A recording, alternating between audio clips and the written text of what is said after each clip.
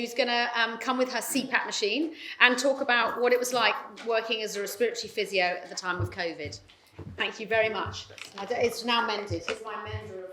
Right, I'm going to get you to take it off. I don't need it, it's all right. No, because you can't get it back. I'll put it on your badge, carefully. Ready, steady, go.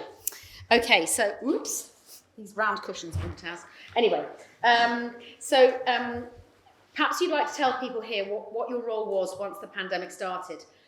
Maybe a little bit about what you do as well, because not everyone here is medical, and what you were inspired to do. Yeah. So I'm Jessie, I'm the lead physio for the hospital, and most people hear physio and think, oh, I've got back pain. No, don't do that. We're on the ward, so people that, have come in after an illness, and we just kind of rehab them hopefully back to the level that they were before. One of the things that we did pre-pandemic was we had something called a non-invasive ventilation service, which is essentially people that have difficulty with breathing, the physios would help them and set up this machine. I'm sure you heard from the pandemic, CPAP became one of the most common treatments for COVID, and it kind of naturally fell to the physios to do it because we didn't really use CPAP in the hospital when we were the closest things to using CPAP. So it naturally just kind of fell to our laps, and what we kind of saw what was happening in Italy and Spain and thought, okay, we kind of need CPAP, but you're in that denial and think it's not going to hit us. And then it came, and then this is just one of, I think on our peak, we had about 8 different machines going, and we were only familiar with kind of 1 or 2. So every day we had the reps coming in, bringing in a new machine, learning how to do it, then teaching everybody, including like medical support workers, doctors, nurses, physios, and it was just non-stop really for a good couple of weeks. So once the pandemic started, you had all these different machines, all these people you were training. How did you actually manage this process? I mean, Irene was talking about how things actually changed and got done. So what happened for you? How did you manage? I don't actually know. We just kept going. There was a time when I remember when we were kind of debating about who would take on the service, and my manager at the time probably had COVID, and I was talking to him through the door, and I just thought, I just can't do this. He was like, you've just got to do it, there's no way forward. So we just kind of thought, okay, let's do it, and there's no one to kind of go to, nobody really knew what they were doing, you're just the blinds leading the blind. But one of the things that really changed for us, so as physios in the hospital, we have an on-call service where we go and we go and see acutely unwell patients if they have anything wrong with their chest. Which is very rare. Like I'll get called out next time, but it's probably about maybe like every 1 to 2 weeks, the physio will get called out. I think it was about this time 2 years ago.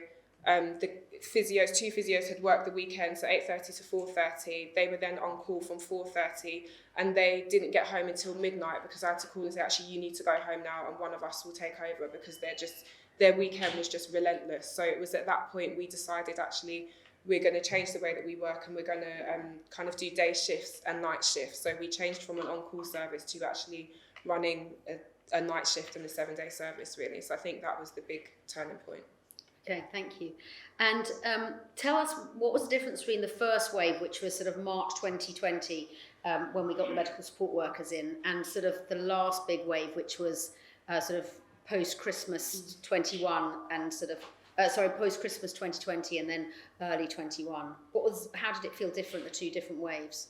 The first wave, as horrible as it was, and you had lots of, you had people living by themselves and just being scared of COVID, there was a level of adrenaline and very much we're in this together.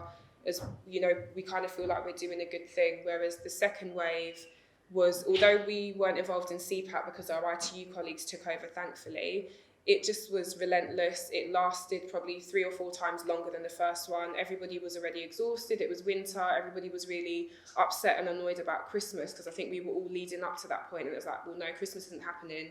Here's COVID, off you go. And I think in the first wave, it peaked before we realised. We were kind of like, is this it? Is this it? Whereas the second time, it's like, when is this it? When is this it? And I don't think it was until March, and then everybody was just fed up. It was winter, it was horrible. It was just frustrating to see people not doing what they were supposed to. It just wasn't enjoyable. Not that the first wave was enjoyable, but the adrenaline was there, and then there wasn't the adrenaline. Yeah. And tell me, what have you learned from the whole process, and how has your practice changed? I mean, how do you feel now as a physio? compared to how you were? From a physio point of view, I don't think much has changed, but from a human point of view, like people saying the psychological PPE, I think it's very easy for people to say, oh, you know, they don't want to say I'm not coming in because actually I just can't take it anymore, but people are allowed to say that now. And like we will have supervisions with staff and we don't talk about work, we just say how are you getting on, and there's much more of a focus on that, and it's that saying that it's okay not to be okay. And I think that's one of the biggest things, and recognising when people aren't okay and just being there for each other a lot more. Okay, and lastly, because as Irene mentioned, your parents are here, do you want to tell them about the award you've got? Not this one, but the real award from the Queen. So I got nominated for a British Empire Award. So I think that's very impressive, so thank you very much.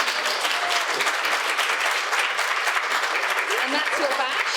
Thank you very much. Thank you very much. Thank you very much. Thank you.